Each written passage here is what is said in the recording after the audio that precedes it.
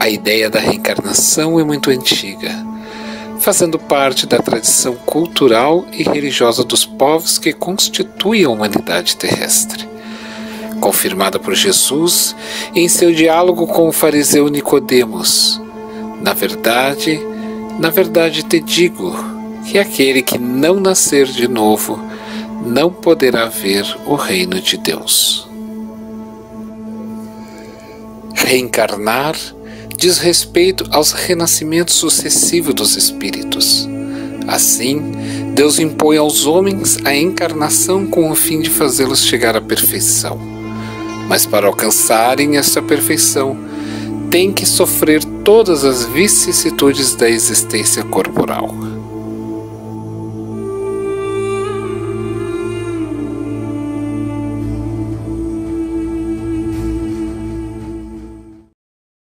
A encarnação tem ainda outra finalidade, a de pôr o espírito em condições de cumprir sua parte na obra da criação.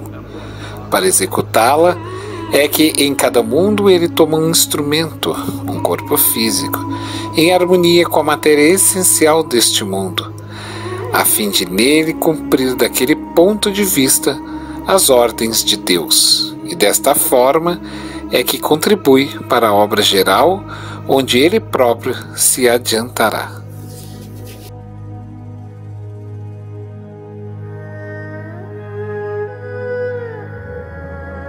É aceita como lei natural que favorece a evolução do espírito.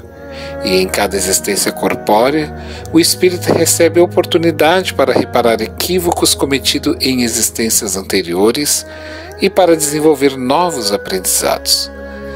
Cada reencarnação é precedida de um planejamento que permite ao reencarnante renascer no meio propício e junto às pessoas onde se faz necessário desenvolver aprendizados e acertos espirituais.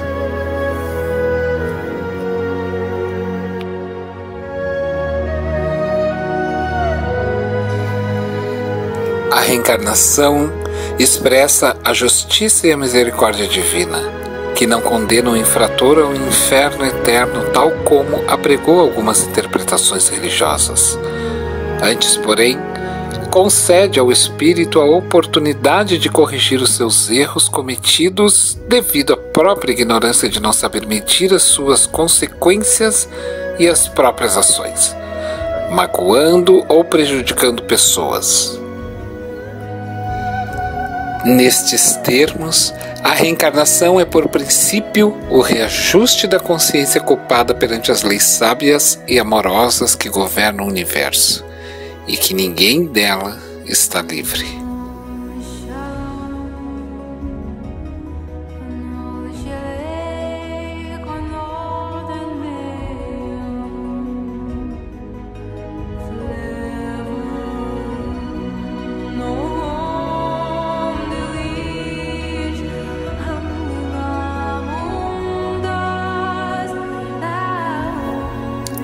É processo superior de aquisição de felicidade que está destinado a todas as criaturas. Por efeito de sua herança divina, a passagem dos espíritos pela vida corporal é necessária para que eles possam cumprir, por meio de uma ação material, os desígnios cuja execução Deus lhes confia.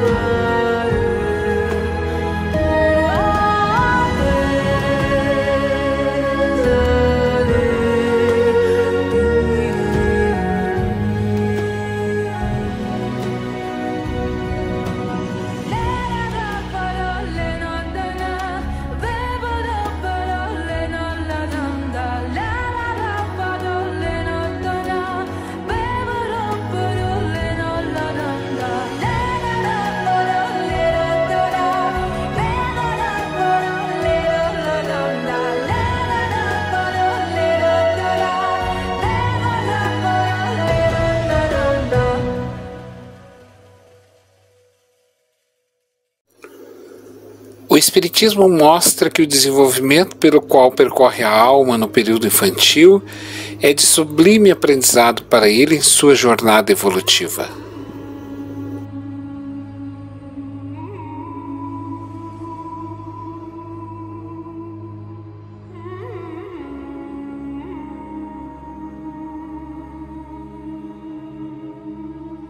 O espírito transita de uma para outra reencarnação. Transita da vida espiritual para a vida corporal. E também transitará da infância para a adolescência. E assim sucessivamente.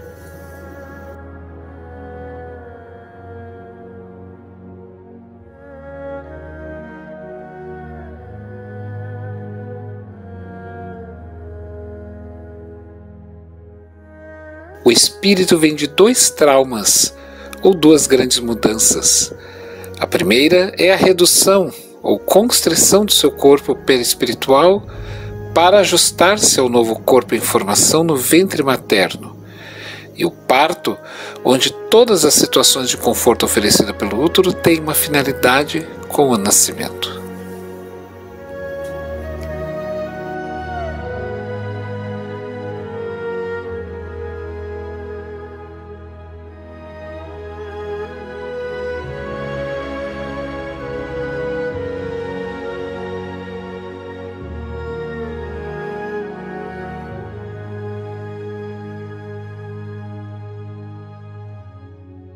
Tendências e aptidões encontram-se camufladas e só paulatinamente afloram, exigindo a intervenção educativa dos pais e dos demais educadores.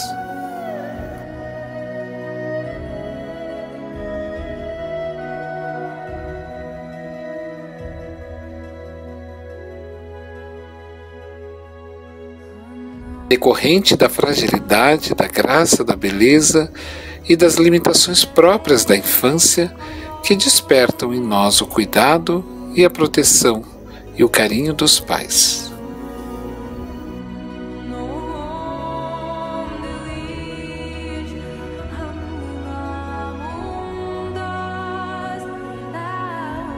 No estado transitório da infância corporal, o espírito é mais sensível e moldável às impressões que sobre ele exerçam todos os agentes educativos.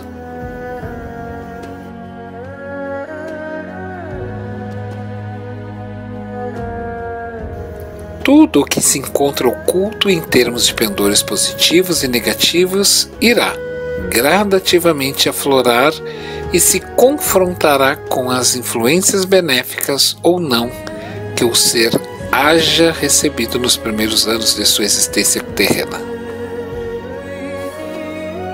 Os erros promovidos e viabilizados pela reencarnação assumem a forma de provas e de expiações, sempre de acordo com os erros cometidos no âmbito da aquisição moral e intelectual de cada sujeito. As provas são obstáculos naturais. Já as expiações são provas mais difíceis, dolorosas, a que o espírito se submete, decorrentes de um endividamento maior.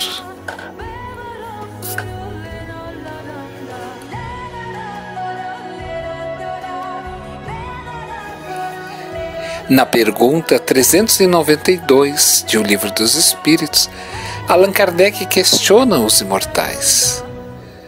Por que o espírito encarnado perde a lembrança do seu passado? O homem nem pode e nem deve saber tudo.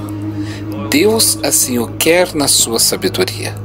Sem o véu que lhe encobre certas coisas, o homem ficaria ofuscado como aquele que passa sem transição da obscuridade à luz. Pelo esquecimento do passado, ele é mais ele mesmo.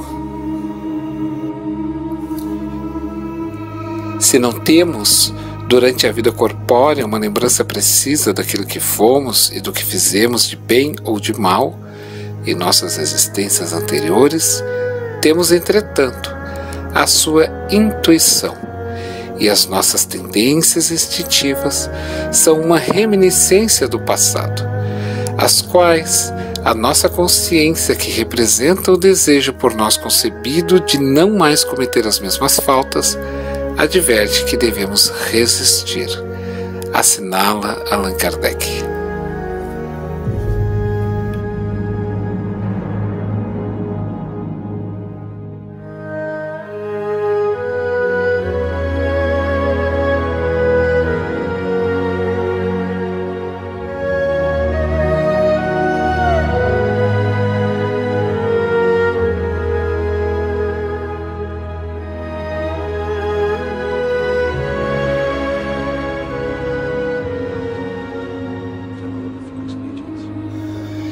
Chegando ao termo que a providência marcou para a sua vida de errante, o espírito escolhe por ele mesmo as provas às quais deseja submeter-se para apressar o seu adiantamento, ou seja, o gênero de existência que acredita mais apropriado a lhe oferecer os meios, e as provas estão sempre em relação com as faltas que deve expiar.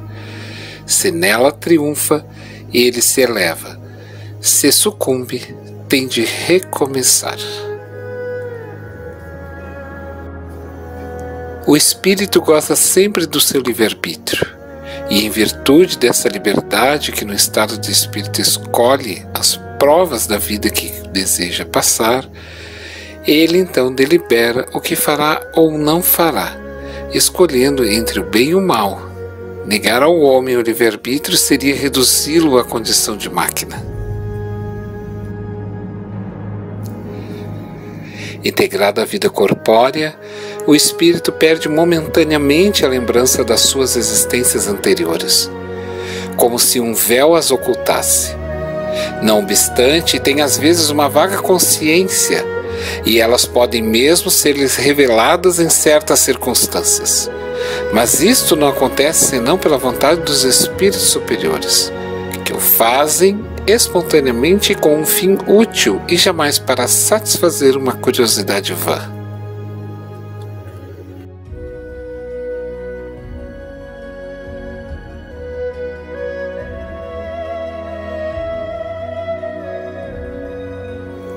O esquecimento das faltas cometidas não é obstáculo à melhoria do espírito, porque se ele não tem uma lembrança precisa, o conhecimento que delas teve no estado de errante e o desejo que concebeu de as reparar guiam-no pela intuição e lhe dão o pensamento de resistir ao mal. Este pensamento é a voz da consciência, secundada pelos espíritos que o assistem. Se ele atende às boas inspirações que estes lhe sugerem, então segue-lhe o caminho do bem. Se o homem não conhece os próprios atos que cometeu em suas existências anteriores, pode sempre saber o gênero de falta que lhe se tornou culpado e pela qual era o seu caráter dominante. Basta que ele estude a si mesmo e poderá julgar o que foi, não pelo que é, mas pelas suas tendências.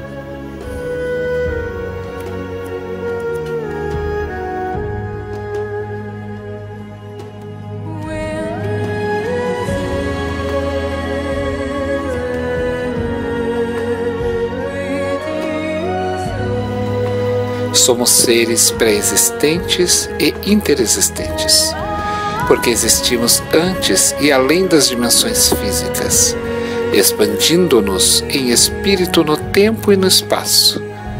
A criança é um espírito reencarnado. Sua encarnação tem como projeto evoluir em direção a uma transcendência e uma evolução rumo a Deus. A vida é educação permanente, busca de aperfeiçoamento moral e intelectual.